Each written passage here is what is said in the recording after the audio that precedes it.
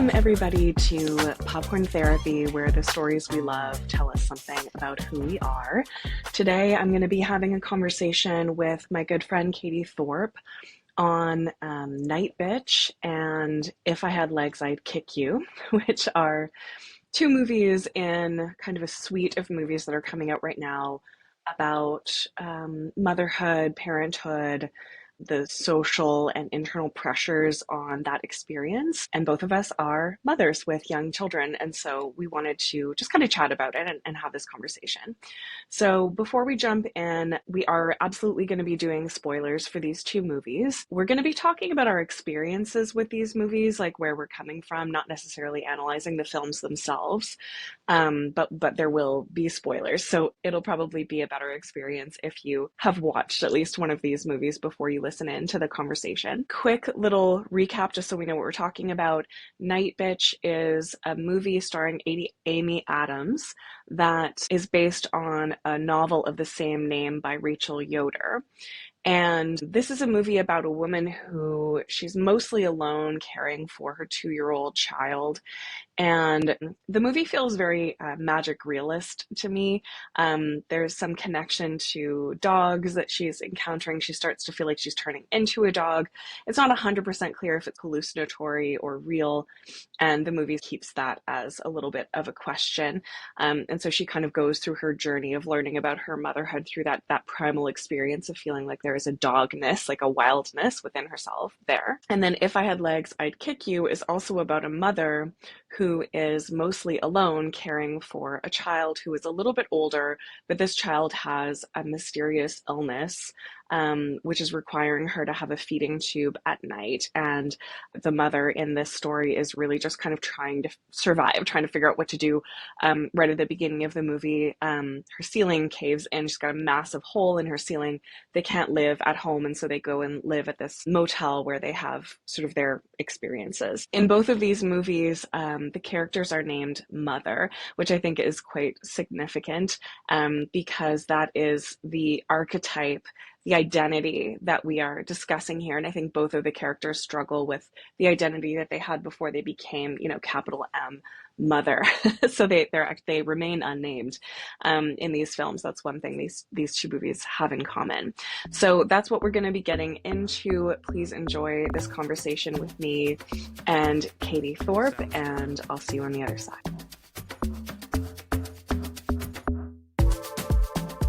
Okay, hi everybody. Welcome back to Popcorn Therapy. I'm very grateful to have Katie Thorpe here with me today to talk about Nightbitch and If I Had Legs, I'd Kick You. I'm especially grateful because we did a whole 90-minute chat about this already, and the recording failed, so Katie is gracious enough to come back and do it again, so we're gonna see how the conversation evolves second time around as well. So Katie, I would love for you to just introduce yourself, like share a little bit about, who you are, how you're coming to this conversation, whatever you'd like to say. Great, thanks. Hi, I'm Katie. I am one of Julie's close friends. First and foremost, I use the pronoun she, her. I live in Calgary, Alberta, the traditional territories of the Treaty 7 people of Southern Alberta.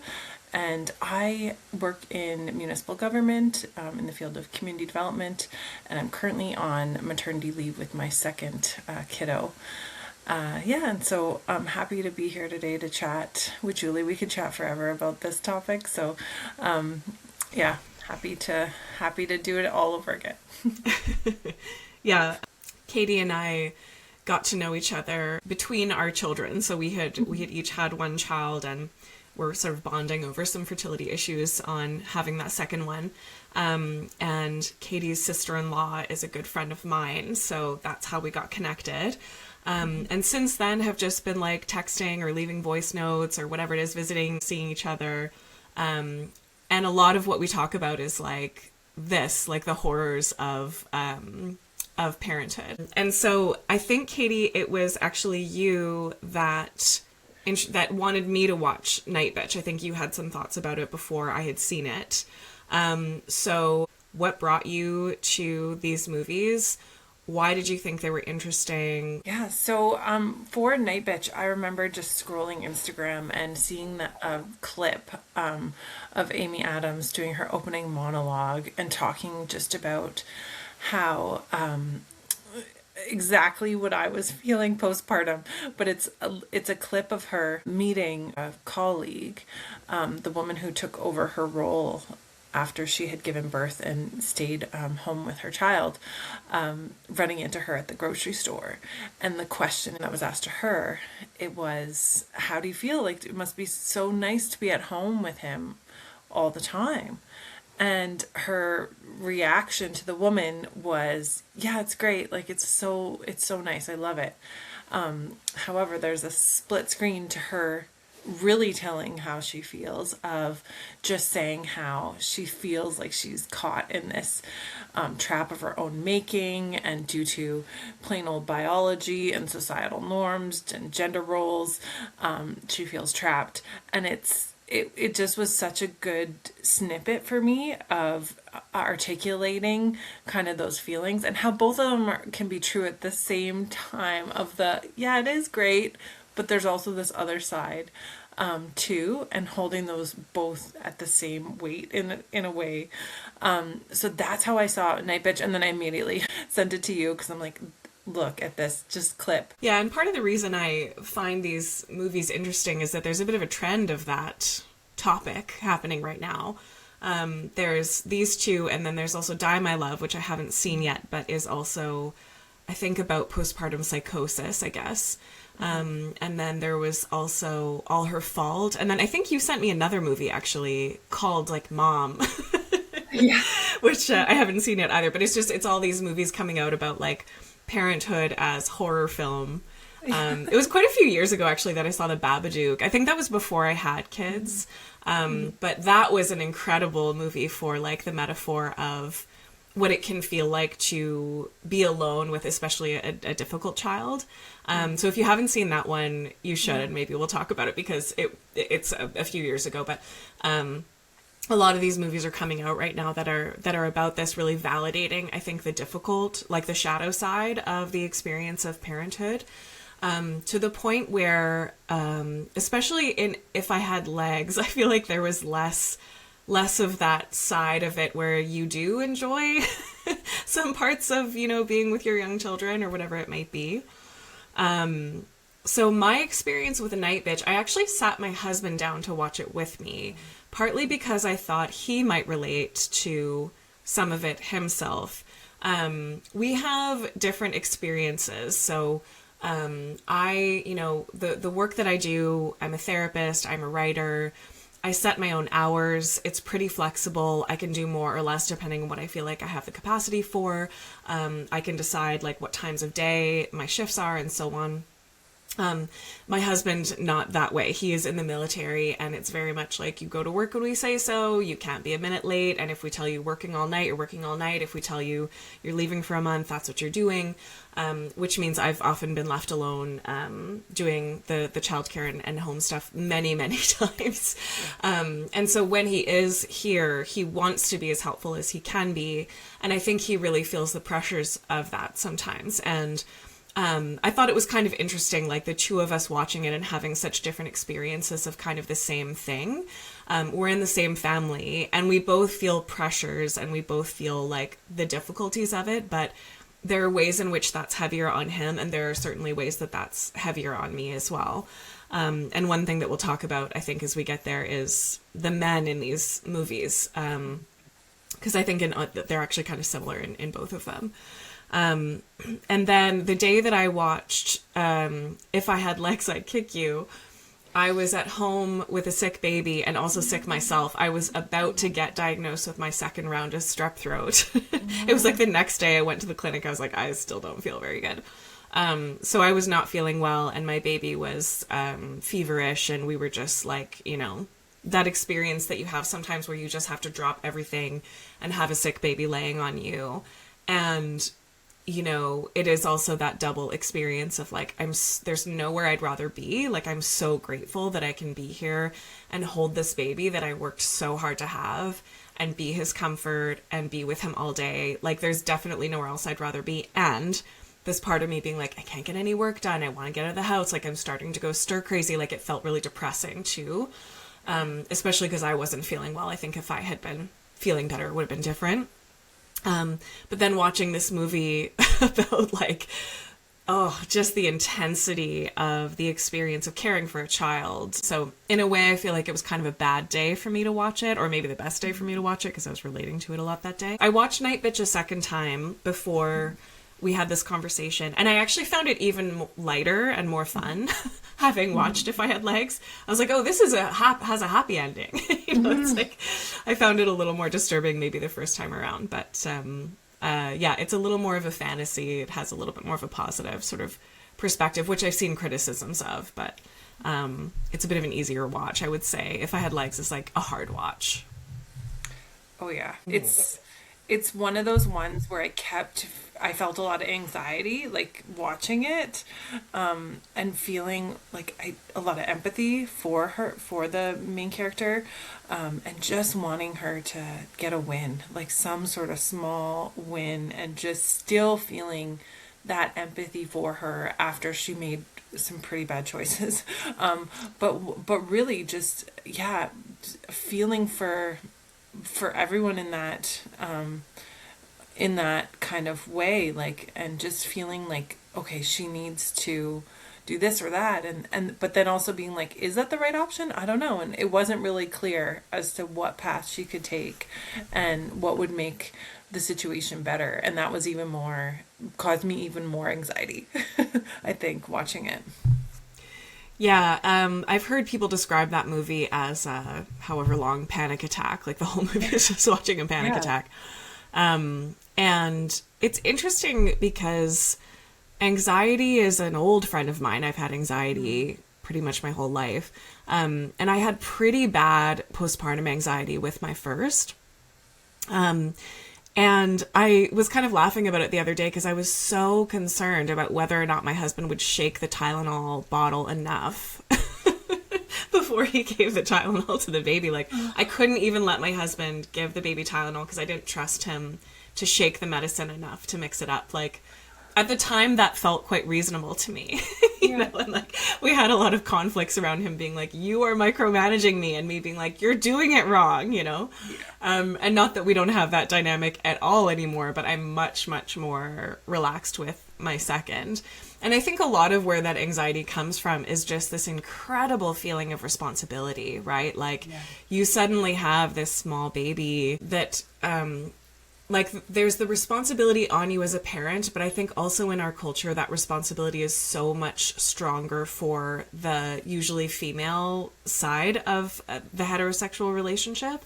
Men have not been trained to do the level of emotional labor that women and people raised as women are trained to do, right? Like, I think so many of us just learned really early on to pay attention to other people's moods, think about what other people's needs might be, fill those needs before they consider it, right?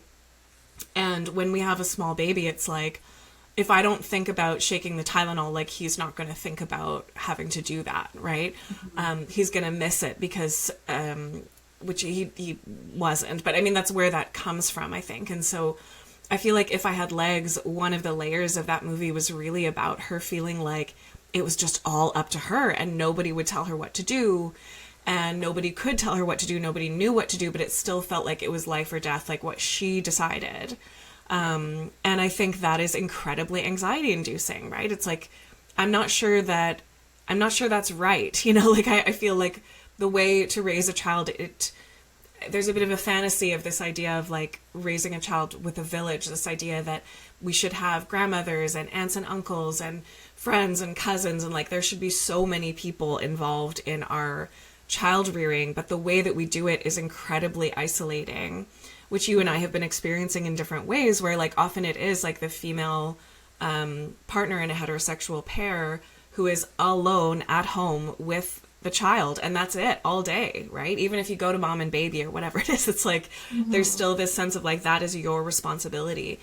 And it's a massive responsibility. Like having my first, I remember thinking, you know, I've just been hired for this 24/7 job that has infinite manuals, but none of them are the right one, and nobody will tell you which one is the right one. You have to decide for yourself, and you don't have any.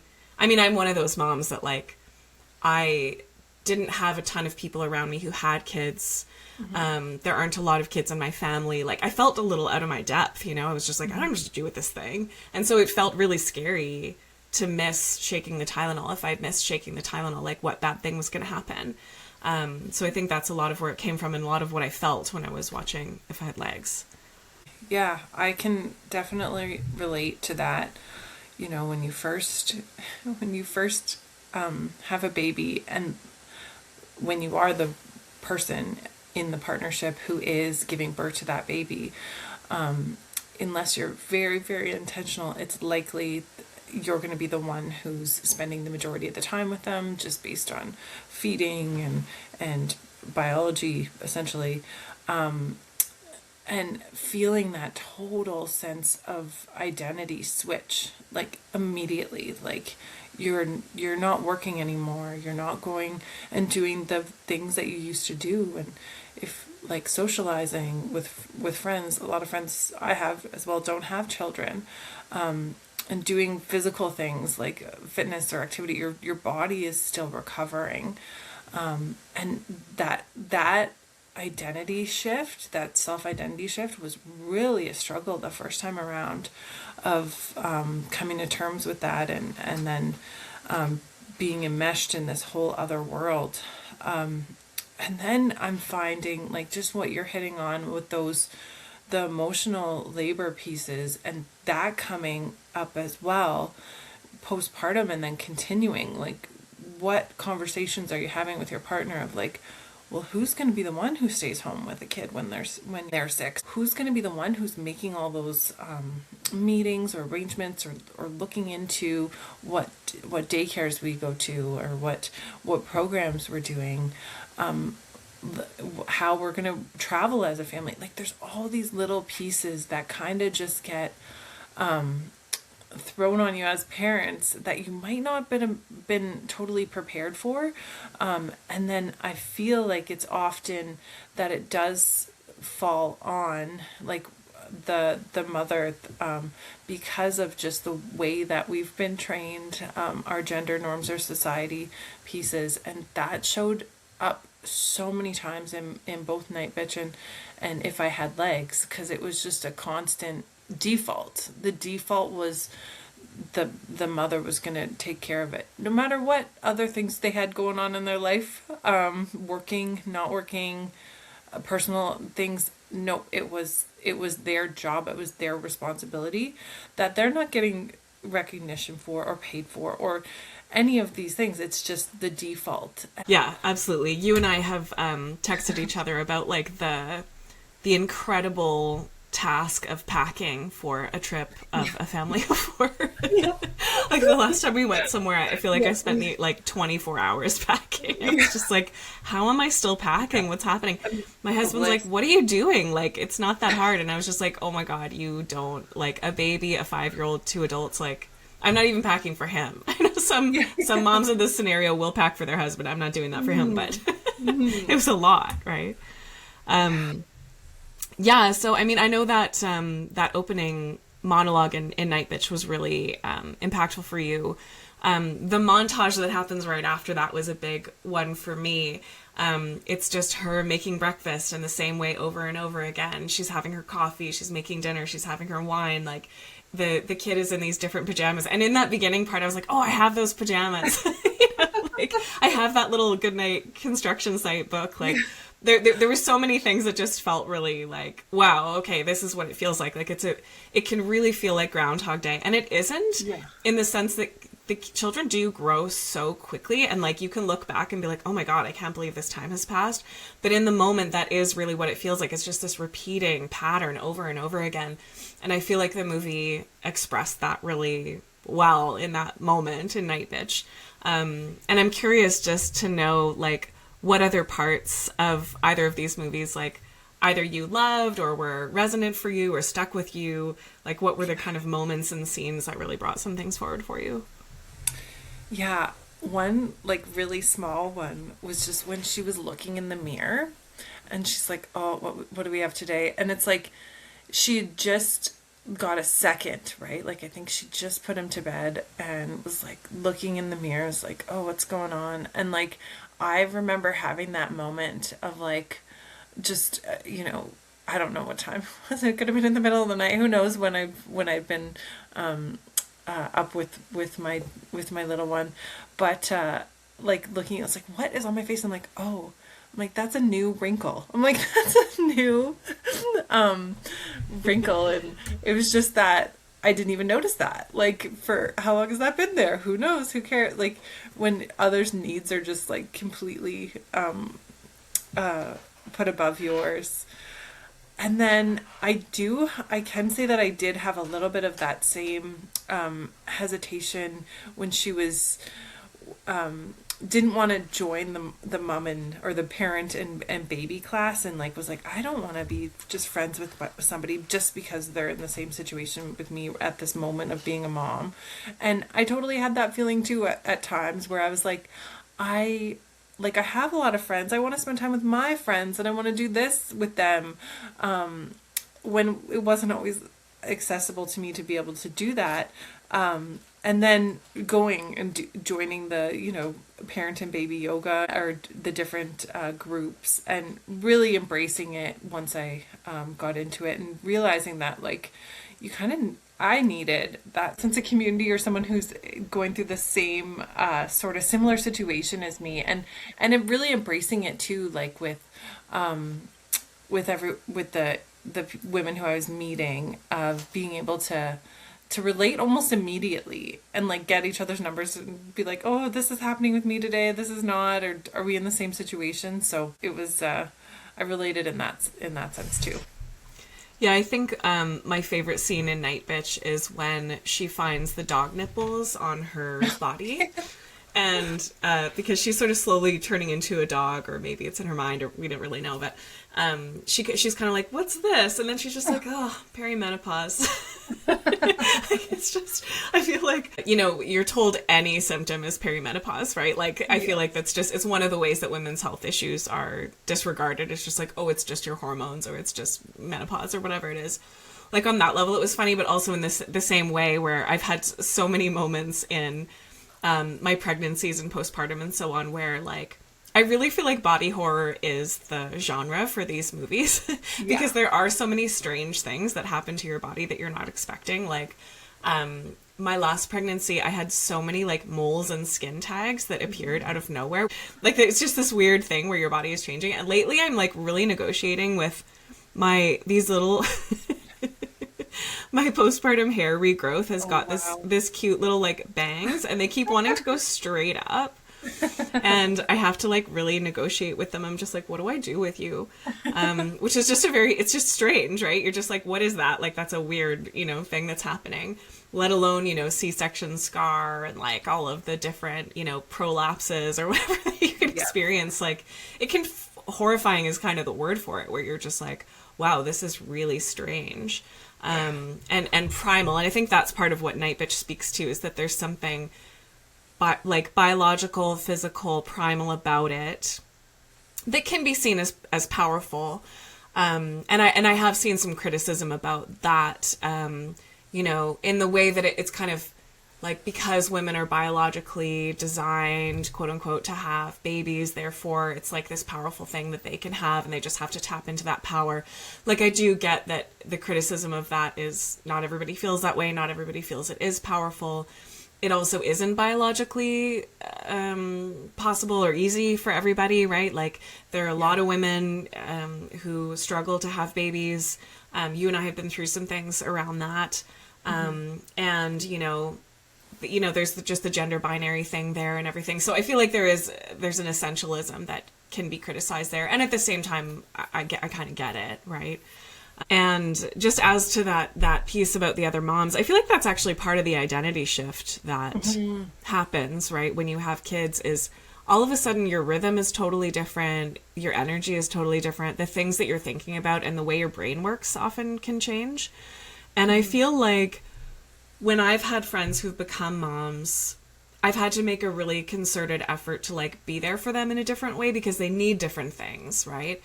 You know, they can't, you know, sit down and drink wine and talk till late into the night because they're going to be woken up at 5, 6 in the morning the next day, no matter what they're doing, right?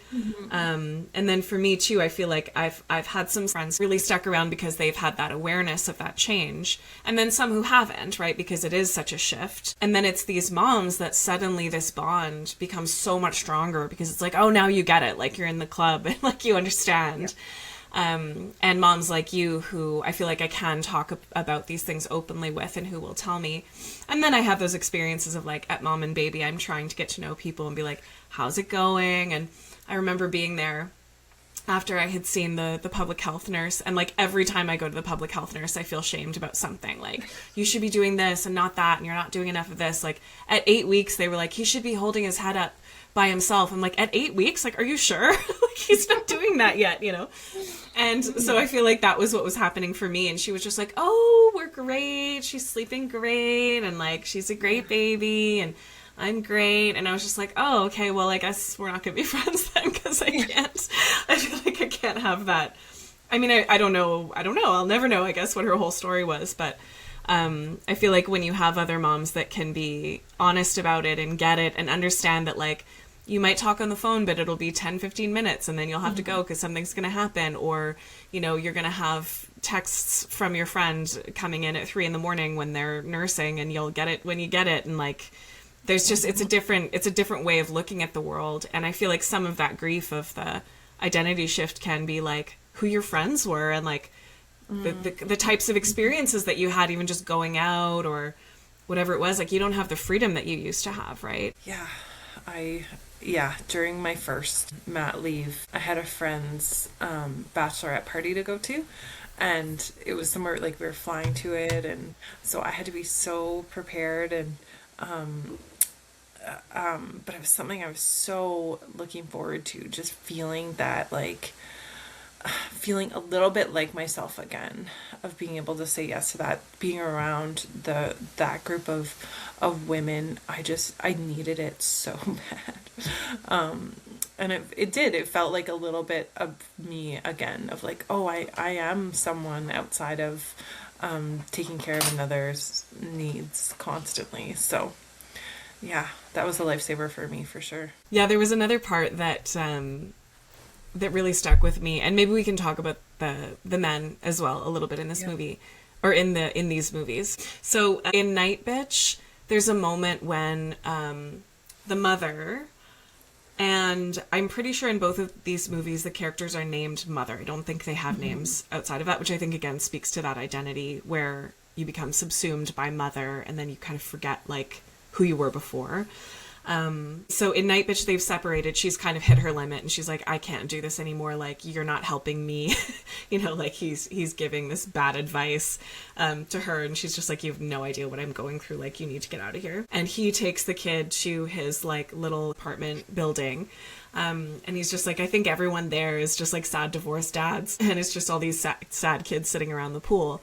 And she says something like, oh, I just think about all the sunburns because the dads wouldn't think to bring sunscreen. And he was like, haha, I didn't even think of that. It's just like, yeah, like you didn't think of that, right? That's kind of what this is about.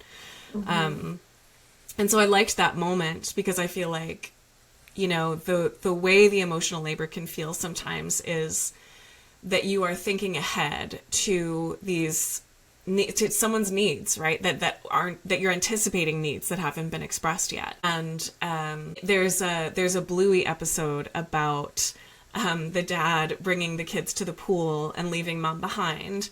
And they're kind of trying to teach the kids a lesson about like practical things being boring. And they forgot the sunscreen, they forgot the floaties, they forgot the towels, like they have nothing that they need, right? No snacks, no water, nothing. And then eventually mom shows up and she's got all of this stuff and it's like, oh, see, like, aren't practical things important? But I think it's significant that it's the mom who shows up with all with the sunscreen, right? And so in Nightbitch, there's a separation and then a reconciliation.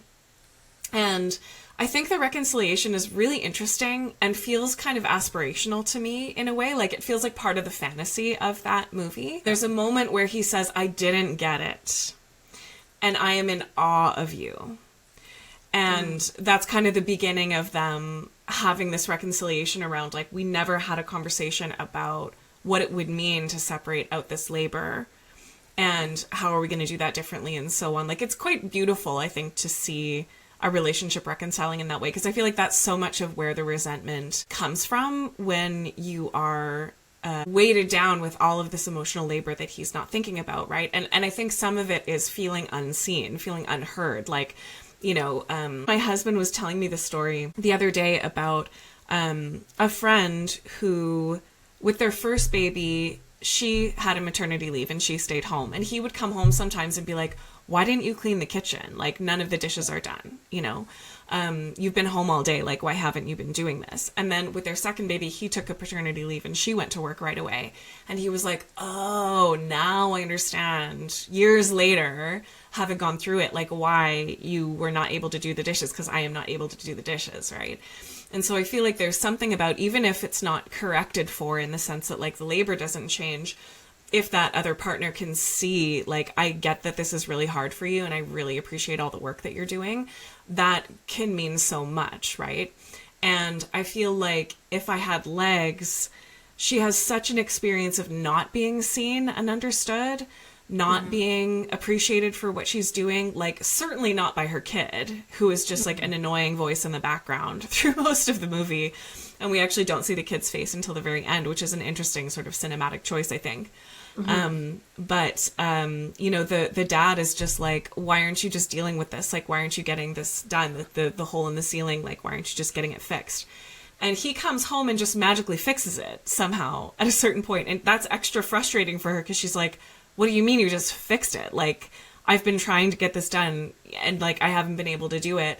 And there is still this sense of, like, well, like, there's something wrong with you, right? And I feel like there's so much of that movie, she just doesn't feel like anyone gets what is going on with her. In Nightbitch, where he's like, well, you really just got to get ahead of your week here and, like, schedule. So annoying.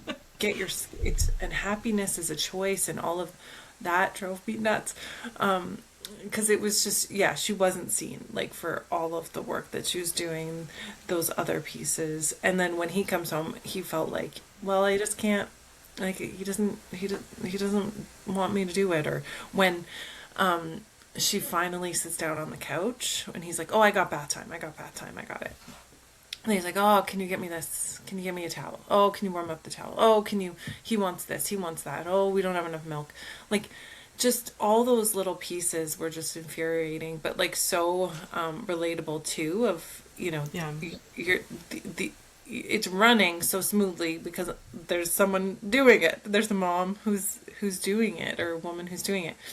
In that case, and having him come around in the end, and having that conversation of, like, I didn't realize this division of labor. I would have wanted to have a conversation beforehand if we would have known. That felt good. that ending, it kind of all wrapped it up and was like, okay, yeah, like, and it seemed like they like were this gonna film sees me. Yeah, exactly. And that's why I liked it so much. Because it tied it up in a bow in the end. And it's like they were going to do things differently moving forward. And that's, like, the ideal of, like, you want to be seen and, like, appreciated for the work that you're doing. And she was able to create and do what she needed to do, to have her piece of identity back, in a sense. And then in If I Had Legs, it was just so infuriating, like, all the men in the movie, but the absent kind of father who'd been away traveling, why aren't you doing this? Why aren't you fixing a hole in the wall? Why aren't you fixing our daughter? Why aren't you fixing yourself? And the pressure that he was putting on her to be like, well, you got to go to this thing, you got to do this, and her still having that, trying to keep that, like, it's okay, like, feeling those feelings of abandonment, almost in rage, and then just being like still at the end of like the text or the you know, it's okay, it's gonna be okay, we're gonna get better, and having that like false belief, like, and sharing it to her partner, but then also like to herself in a way of like, it's okay, we're gonna get through this, everything's gonna get better somehow, even though the steps that she was taking were not getting her there because of, you know, and the support that she was receiving was not No. not helping her in that situation. And then yeah, and then that one line from Caroline's husband of, well, I'm working, she needs to be with the baby, and the therapist going on and on of like, this is an emergency, like this is your child. And the, I think what it meant to me was that singular focus of the men of like, but I'm working, this is what I need to do, this is the important thing that I'm doing, whereas everything else just falls on the mom in that case of taking care of themselves and then the baby, like, when you are in such a vulnerable place postpartum. And the mom, and If You Had Legs, was working too, and she made that comment at one point, was just like, yeah, that'd be great, but I also have a full-time job, like I'm not, you know, like this other piece is a full-time job on itself. So, Yeah. and another one was just how when the patient, like the one comment that he made of when she was dealing with an emergency, and he's like, she's mine, this is my time, and Right. just, it felt like, and it had to be another male to be like, That's whoa, right. He said she's mine. hold Yeah. up. But she's like that ownership piece of like, well, this is my time, I need her at this moment. And it just was another indication of all the needs that she had, and the sense like of ownership to say, this is my time for her to be with me. And that really, no, like they're dealing with an emergency here, and she is her own person. Like, Yeah. it was a weird but very powerful comment to illustrate that like her needs were being pulled in so many just directions, and boundaries weren't being kept. And yeah. Yeah. Yeah. And in that case with Caroline, she was having postpartum, depression, anxiety, psychosis. Like, I don't know what it was exactly, but she was terrified she was going to hurt her child. Mm-hmm. And so that's, we assume, I guess, why she left the child alone in the therapy office. And what a shocking moment when the husband is like, I'm at work, like, this isn't my problem. And I think obviously that was extreme, but that can be how it feels, right? Is that, and I know that, if my husband got a call, he would leave whatever it was to like go and get the baby. Like, he would definitely be as concerned about it as I would be. Yeah. But there have been so many moments when, like, this isn't his fault, but, especially when he was in full contract in the military, and I, was doing what I was doing, like, it would just always be by default that I would be the one taking care of any issues with the kids during the workday, because there's no option, right? Like, he couldn't, especially in the military, it's like, it's like against the law for him to leave basically during the day, like he'd be AWOL. So he couldn't, like, it wasn't about him not wanting to help, but like he really couldn't. And I feel like that feeling has been a source of conflict between us, where the feeling, and again, not necessarily coming from like his or my beliefs, though I think that these things are internalized by us, right? Because the culture teaches it to us all the time, but that his work matters and mine doesn't, and he makes more money than me, therefore his work is more important. I think men are also taught, from a young age, that that's how they matter in society, is by making money, right? Mm-hmm. And so, they're not valued for their childcare, abilities or whatever it is. Although, of course, it is this thing where, like, a random person might find that out and be like, oh my God, he's amazing, he's the best ever, And it's just sort of like, that's not because that's fair, it's because the bar is in hell, right? For what we're expecting men to do. And so I feel like patriarchy is a source of conflict between us, I think. And it's just not something that came up that much before we had kids, right? Because when there are children, there is a division of labor, right? There's a lot of emotional labor that has to be done. There are so many things that are coded as feminine versus coded as masculine and so on. And even some of those pieces where he, sometimes will feel like the only value I bring to this family is the money that I'm making, which is like, again, not coming from me, like that there is this pressure that it kind of feels like that's what I'm valued for and that's the only thing that I can bring. And so, there have been those moments where it's just like, man, this would be a different relationship if we weren't in a patriarchal society, right? Like, yeah. it's just so powerful and in ways that we can't always see, right? So I think we see that to an extreme level in If I Had Legs. And, there are a lot of husbands that do have that feeling of just like, I don't know, it's your problem. Like, I'm not going to deal with it. I'm here to make the money. And I think that's what a lot of our dads, like the dads of our generation, that was the unspoken agreement, right? Is like, I'll go to work and like you handle the home stuff. I think a lot of us had moms that stayed at home, at least for some of the time and all that. And that's kind of the model that we grew up with. Like, I don't know about you, but I feel like I spent a lot of time thinking about, do I want kids? If I have kids, what do I want that to look like? Do I want to still work? Do I want to stay home? Like, how would I make that work? What kind of partner do I want in order to make that happen for me? Like, that's been such a conscious narrative for me in my life around creating the family that I want.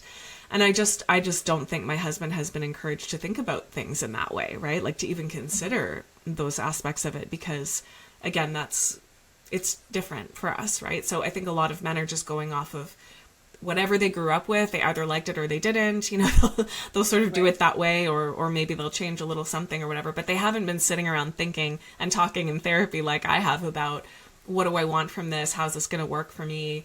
All of those things. And I feel like that's a place where we can come up against each other, right? Yeah, absolutely. I was discussing that with my husband too, just that idea of like, I think it's important for couples to kind of think about who's going to be taking over those pieces before even having kids. Like, who's going to be the communication with the daycare, or who's going to be the one responsible for all the medical pieces, like getting the shots and then keeping those records and just those small details. And he's like, well, I don't think you can plan everything like for parenthood. And it's like, of course not. But those pieces are important to kind of talk about before, because otherwise it's likely to be defaulted, especially when you are, when there is a little bit of imbalance potentially with childcare, with one parent staying at home more than the other. I think those things can get missed. And just not having like the autonomy to go for a work lunch, or like have your drive to work or your commute to work, and just always being with responsible for another human being. It's a different sort of that is what you're main focus on. Even if you are going for a walk, walking the dog, you're still with your baby and your dog, and you're meeting their needs potentially, but not necessarily your own. So yeah, I think that those pieces can totally get missed or be defaulted, and without careful, like, intentional consideration beforehand. And because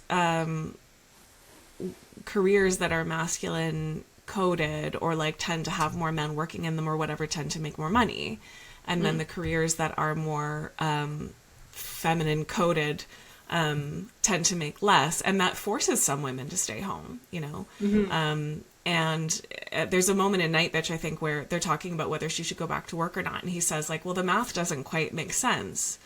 And I remember hearing about I think actually it was a colleague of Kaylin's a long time ago, who was just like, well, daycare would cost more than she makes, so she's just going to stay home.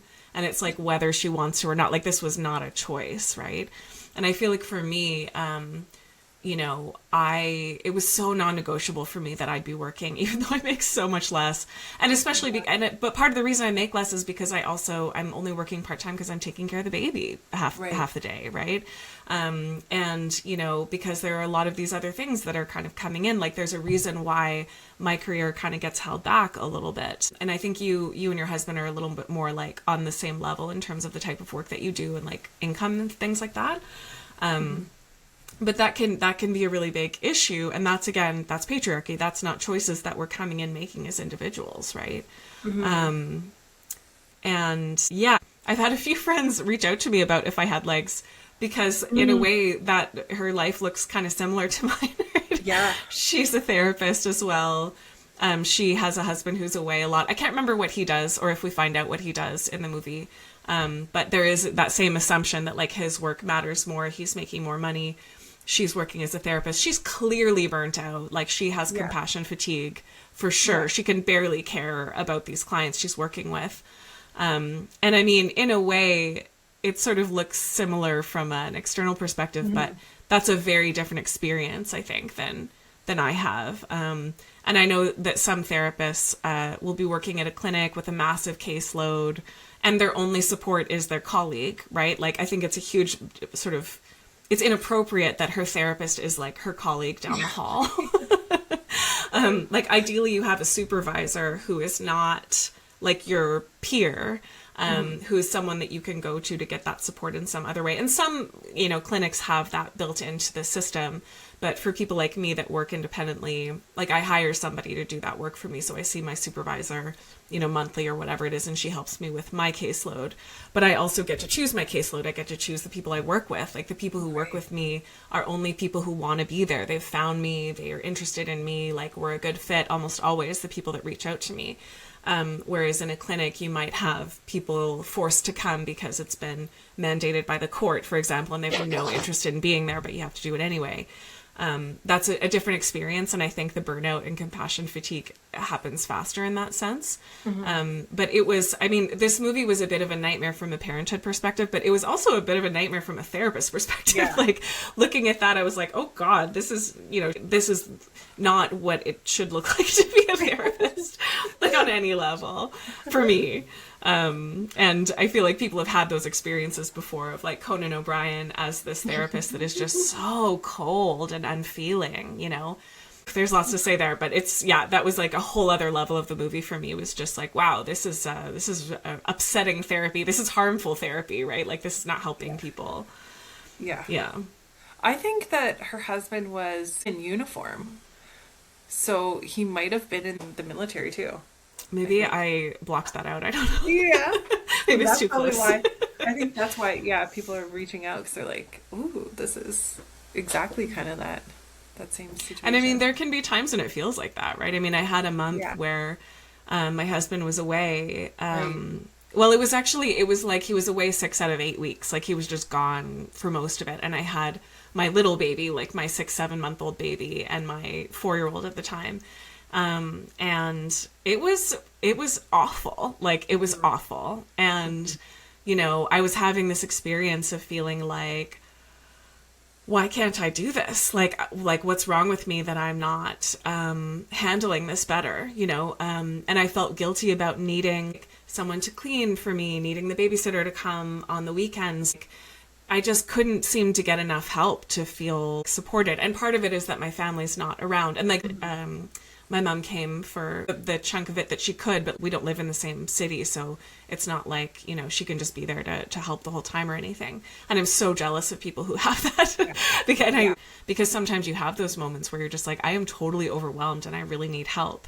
And I don't have anybody, you know, aside from people that I'm paying. And if you have money, that's helpful, but it's very expensive. And that can feel very, very intense. You're responsible for them 24/7, and you can pass them off to daycare or whatever it is you're paying for that time, but you have to make sure that you have all the things they need at daycare and that you pick everything up at the end of the day. And like, you know, sometimes you have that daycare teacher being like, oh, you know, so and so did this today, and like you got to have a chat with them about it and all this stuff. It's like, whew, so intense. And yeah, I'm grateful that I have a helpful husband when he's here, because I know not all of them are that way, but yeah, it was, it felt impossible. And somehow I got through it. Like somehow we all survived, you know, that month. But yeah, it was, it felt like that nightmare a little bit. It felt like If I Had Legs that month a bit.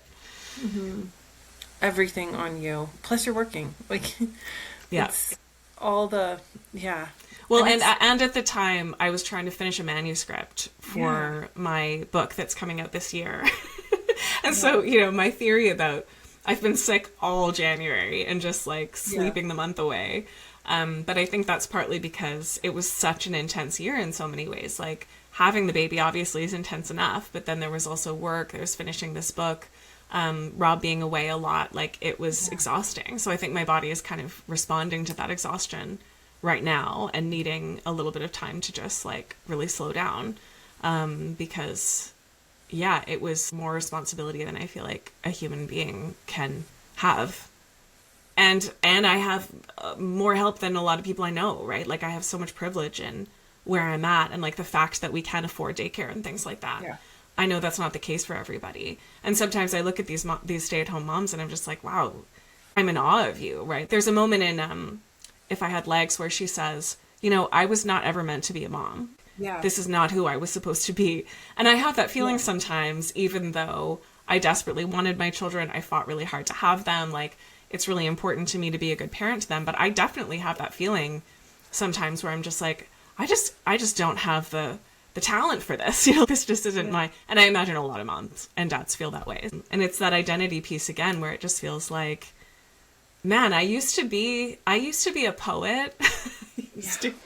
I used to go out at night and I'd like do spoken word poetry, and I used to belly dance, and there's this like whole other life. It feels like a different person. Like I can't even relate to that version of me anymore. Not that I necessarily want to, you know, I've moved on in a lot of ways, but yeah, it feels like a real distance, maybe especially because of having a kid during COVID. I feel like that creates, there's like a little chasm there. But yeah, it's big.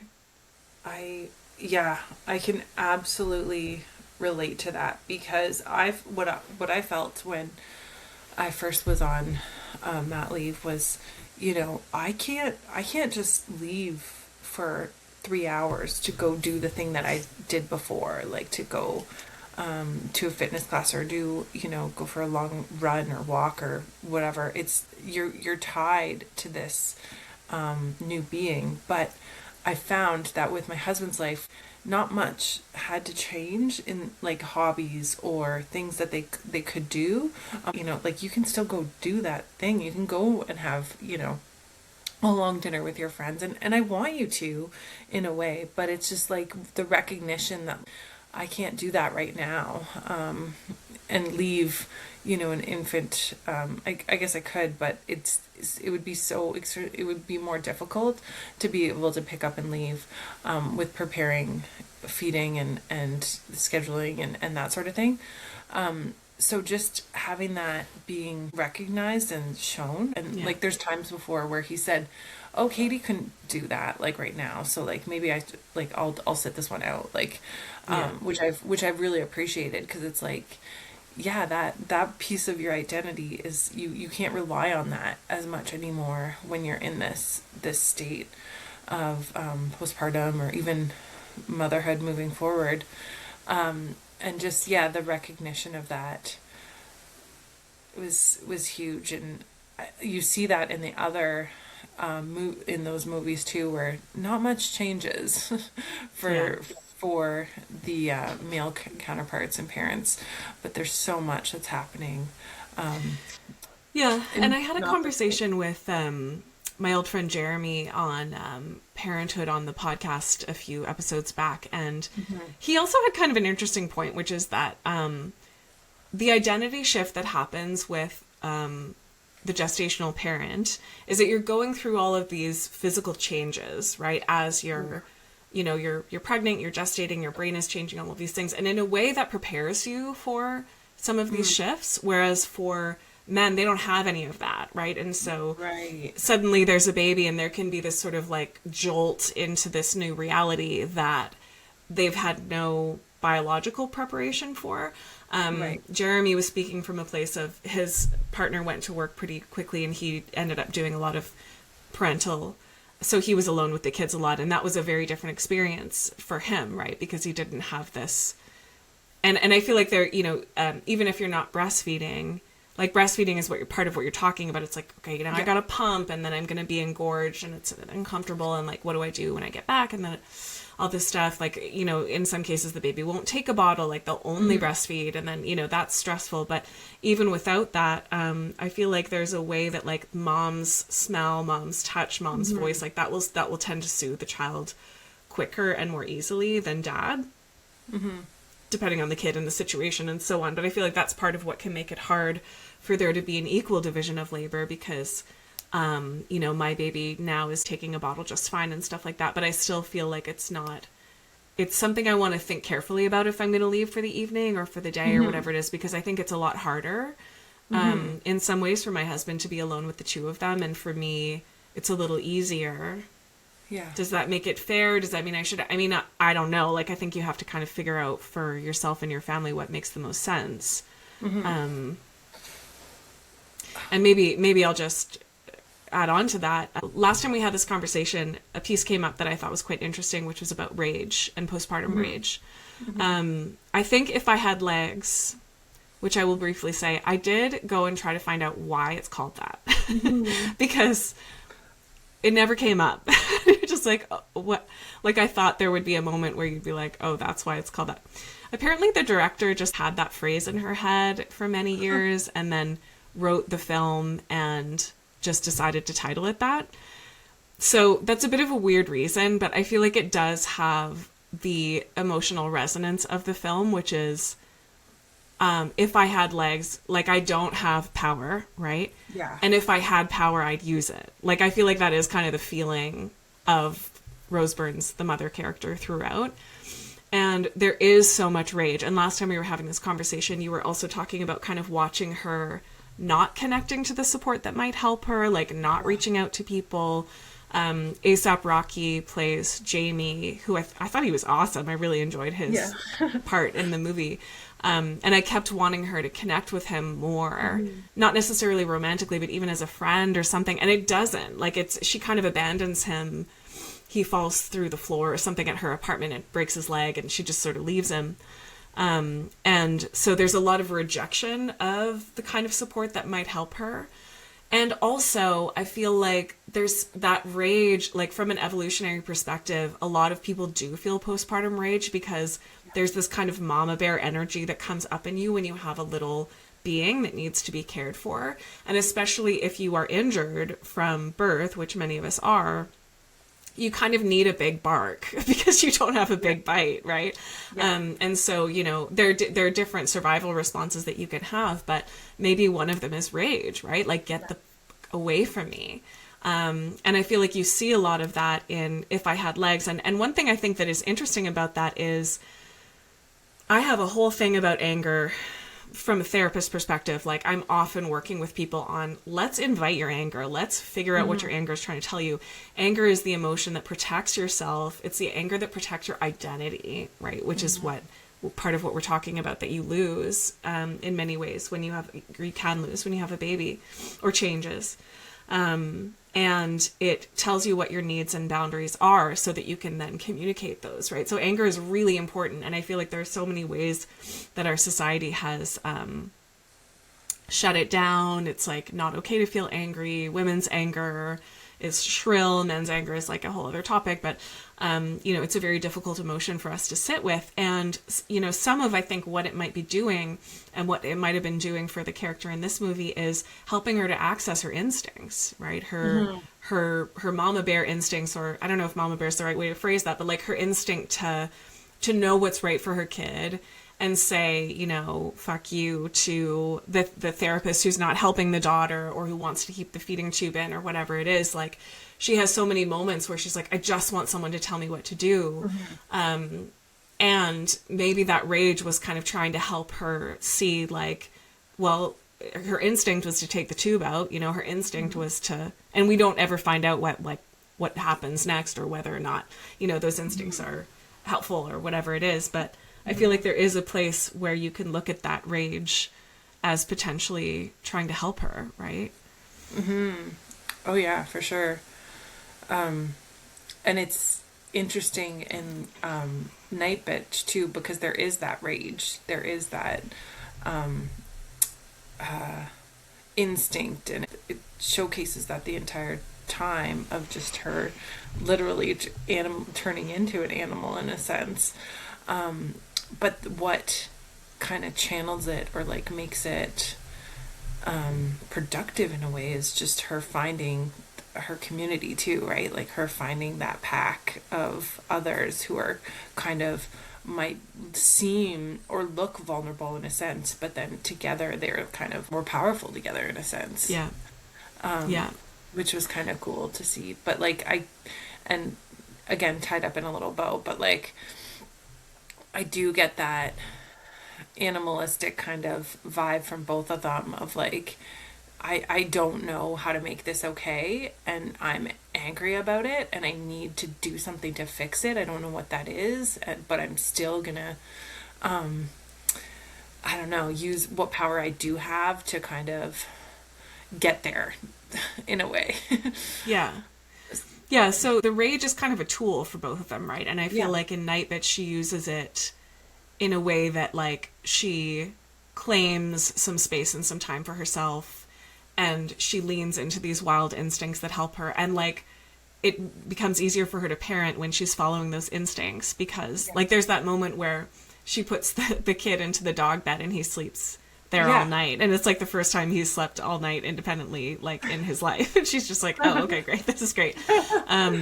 So it's sort of a useful mitigation for her, whereas in Legs less so. I mean, yeah, I don't know, like her coping mechanisms are different. So I wanted to ask you, you know, I know that we both relate to the intensity and in some ways the horror of, you know, being a parent, being a mother, as somewhat separate from that. And I'm curious about your thoughts about like how these characters mitigate that horror, and then how you do. Like, what does that look like for you in your life? How do you kind of manage all of these things? Not that I expect you to have a pat answer to that, but what are your thoughts about that?